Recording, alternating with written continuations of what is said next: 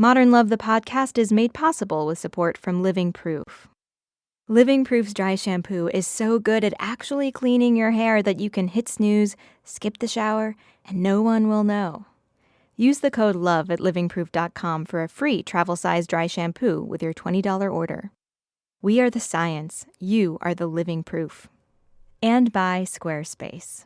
Whether you need a landing page, a beautiful gallery, or to open an online store, Squarespace can make it happen with easy-to-use tools and a free trial that you can start today.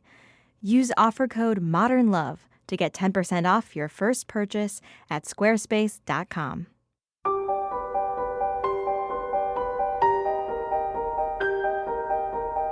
From the New York Times and WBUR Boston, this is Modern Love. Stories of love, loss, and redemption. I'm your host, Meghna Chakrabarty.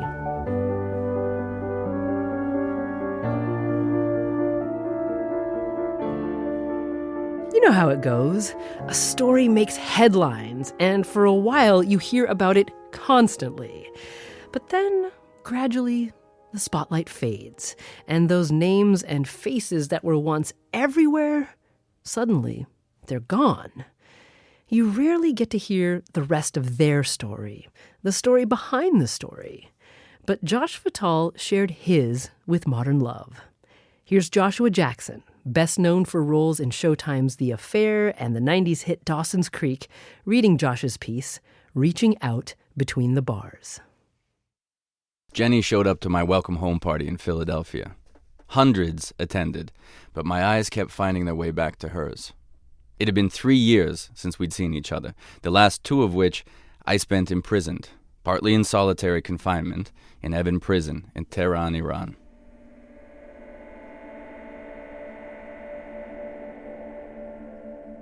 On that fateful day, more than 26 months earlier, I had been detained with my friends Shane Bauer and Sarah Shourd after we unknowingly hiked over an unmarked border of Iraqi Kurdistan into Iranian Kurdistan.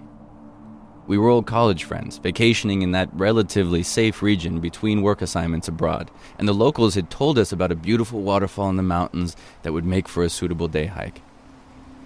Our mistake was continuing past the waterfall to the ridgeline for the view, where an armed Iranian border guard spotted us and motioned us down to him.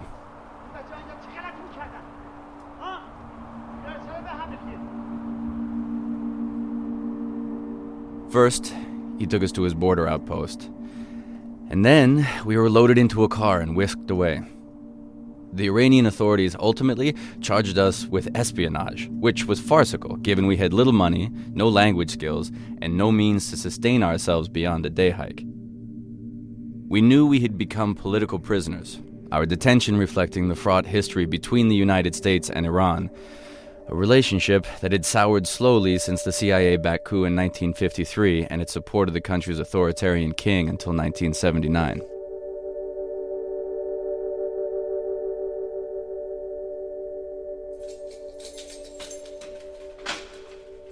For the first few months, before Shane became my cellmate, I was held in solitary confinement.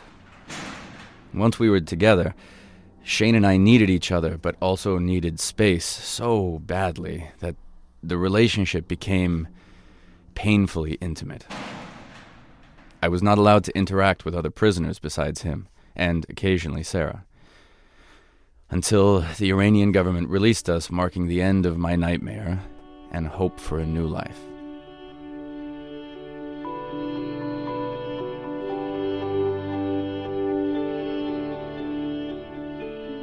After my welcome home party, Jenny and I went for drinks, and the next morning, she came to my parents' house and woke me up. "I felt like I was your girlfriend at the party," she said. "I felt the same way," I said without hesitation.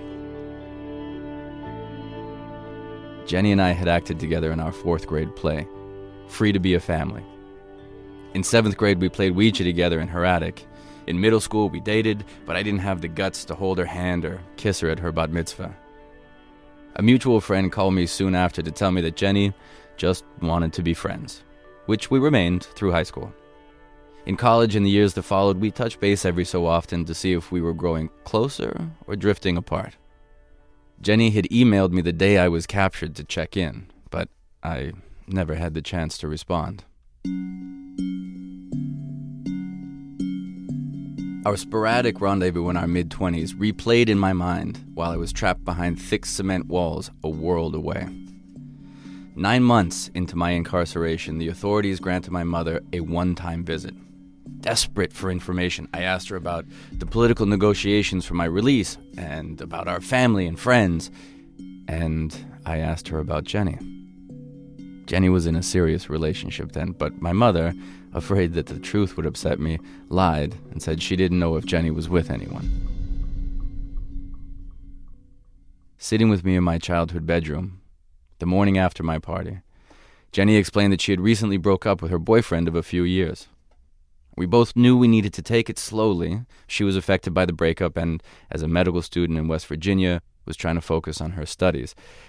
I had little memory of the nuances of daily life, let alone the nuances of a love life.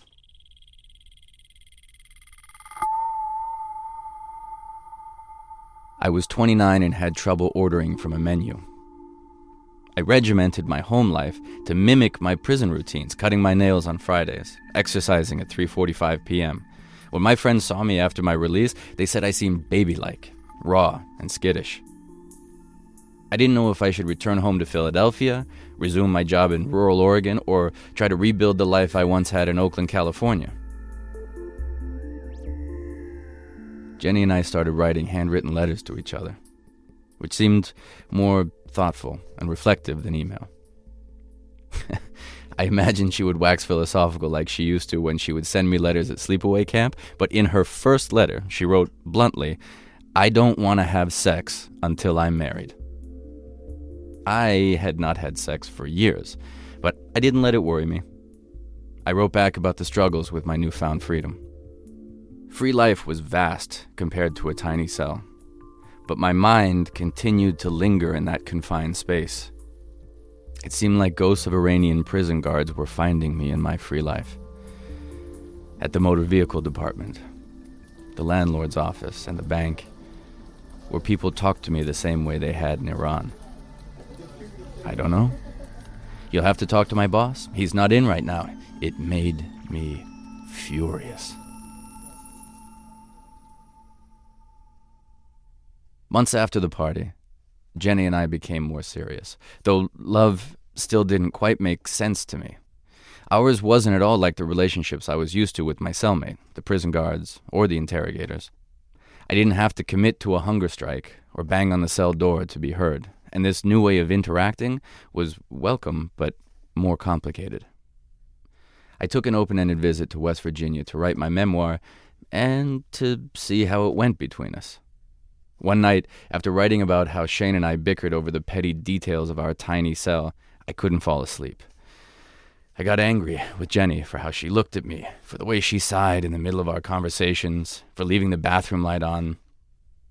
She cried as I carried on, ostensibly talking about my feelings and demanding apologies, all the while remaining oblivious to the fact that I was reliving the pettiness of my imprisoned existence. I didn't stop until she yelled, "I'm not Shane!"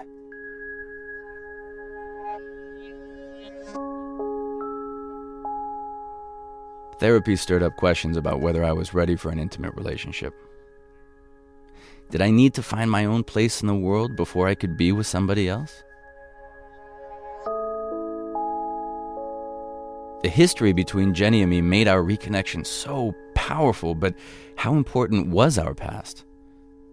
Was I simply playing out a middle school fantasy? I visited my grandfather, who had been a psychoanalyst since the 1950s, and he himself had laid on an analyst's couch 4 days a week for 6 years after fighting in World War II. The first question he asked me was, "Did you know that you were arrested on my birthday?" It pleased him to think of Jenny and me ending up together.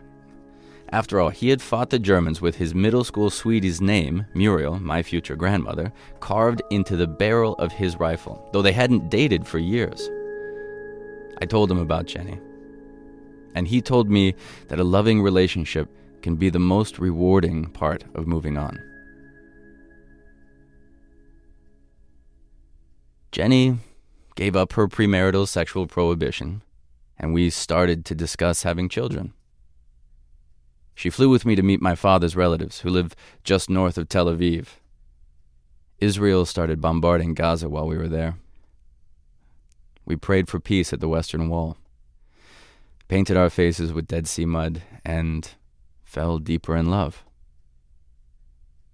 On the flight back, Jenny vomited, and I thought it was because of the turbulence and an effort to purge Israeli politics from her system, but she was pregnant.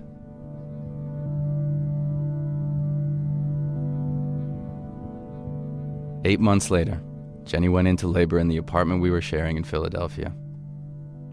She practiced yogic breathing, sat in an inflatable pool. 30 hours later, I got our son and placed him on her chest. It was July 30th, the day before both my grandfather's birthday and the anniversary of my detention. We gave our son the middle name Azad, which in Farsi means free. Since my son had taken his place in the world, I could no longer dally in finding mine. We moved to Brooklyn. I began a graduate program to study history. Of all the apartment buildings in New York City, we unknowingly chose to move into the exact one my grandfather had lived in after the war. After years of feeling utterly unsettled, I sensed I was now exactly where I should be. Finding love helped me find my way amid the tangles of history, and it helped Jenny and me secure a place in the world where, like the aptly titled play from our childhood, we were free to be a family.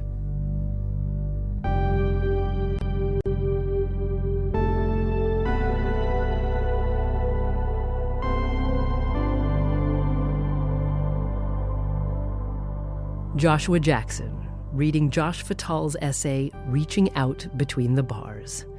It's been almost 2 years since Josh wrote that piece. We'll hear how he's doing today after the break.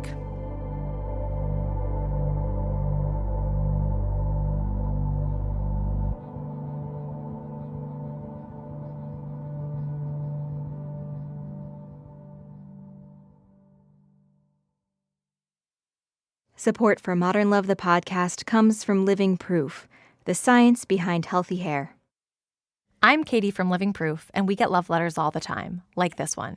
Dear Living Proof, I have to rave about the dry shampoo. I tried it, and I'm in love. My hair feels fresh and ready to go. I'm about to have my first child, and once the baby arrives, I won't have to worry about looking yucky if company comes and I haven't washed my hair. Love, Kendra. Use the code LOVE for a free travel-size dry shampoo with your $20 order. livingproof.com. We're back. It's Modern Love, the podcast. I'm Meghna Chakrabarty, and now a postscript from Modern Love editor Daniel Jones and the author of this week's essay, Josh Fatal. One of the reasons I wrote the piece is that there was a set of coincidences which I was grappling with that I had struggled to make sense with. I mean, the thing that really got me thinking about it was when I was looking for housing in New York City, and the apartment building that I picked in Brooklyn happened to be the exact place that my grandfather moved into after he finished serving in World War II. So that was just too uncanny. It was too uncanny to believe, really.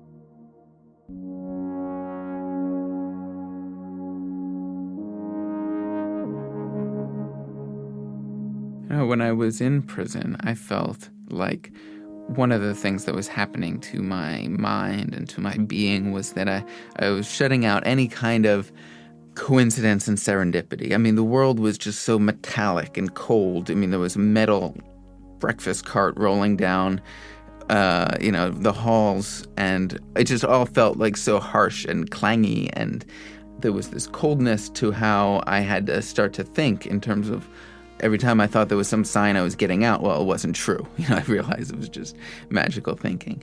And so coming out of prison for me was sort of the possibility for these things to happen in a way that they just were not possible when I wasn't free. So I'm not in the habit of reading essays that are submitted to me and being at all familiar with the story. So when Josh's story crossed my desk, I knew this story. I'd followed the story in the news. So for me, this was a different reading experience, and I was so eager just from the start to think, well, what is it like to be in this prison? What is it like once you're out, and how does it affect your relationships? And what I thought Josh did such a good job of is talking about, how being in a prison and being in this unending, you really don't know where the end point is. You don't have a sentence, you're not getting paroled at a certain point. You're just either in there or at some point you're going to be released. And what does that do to you psychologically? So he just brings all this baggage back from Iran with him. Well, the first time I got an apartment and set up living on my own after getting out of prison, I promptly locked myself out of the apartment and left my keys in there. And I realized, man, I haven't been used to using keys in a long time. At one point, I remember noticing that almost every time I walked out of the door, I felt this sense of relief. I would take a big sigh and I would feel relieved. And at a certain point, I noticed that I'm always sighing when I walk out. And I was simultaneously adjusting and becoming aware of how much I was adjusting. It was hard to keep it all in mind.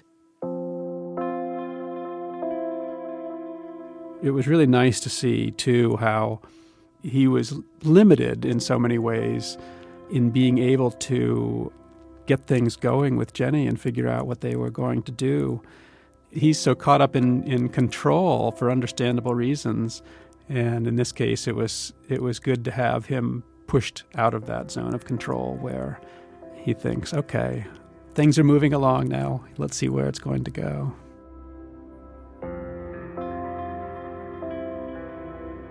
For Josh and fellow prisoners Shane Bauer and Sarah Shord, part of working through their experience involved writing a book together. They tell their story in the memoir A Sliver of Light, which was published in 2014. One of the things of coming back was getting used to not just free life or America or whatever. It was also stepping into a whole new life role. I was in the news for 2 years straight, and people were recognizing me. A woman a few months ago saw me on the subway, and as I didn't say anything, but as I was getting off, she looked at me and she said, "Thank you." And I kind of looked at her like what for? And she was like, "It was a good book." And it took me a long time to get used to remembering how much people had seen me in the media. Josh is still in contact with Shane and Sarah, who are married and live in California. Josh and Jenny live in New York City, where he's a PhD candidate in history at NYU. Their son Isaiah is now almost 3 years old, and Josh is already beginning to think about how he'll eventually talk to his son about his imprisonment. Just this past week, he was wearing what we call his freedom shirt, which is the shirt from Jenny and my fourth grade play, which is Free to Be a Family. And so he was looking at it and he was saying, this is my freedom shirt. And then he said, "Daddy, what does freedom mean?" And I just told him that he would have to find that out for himself.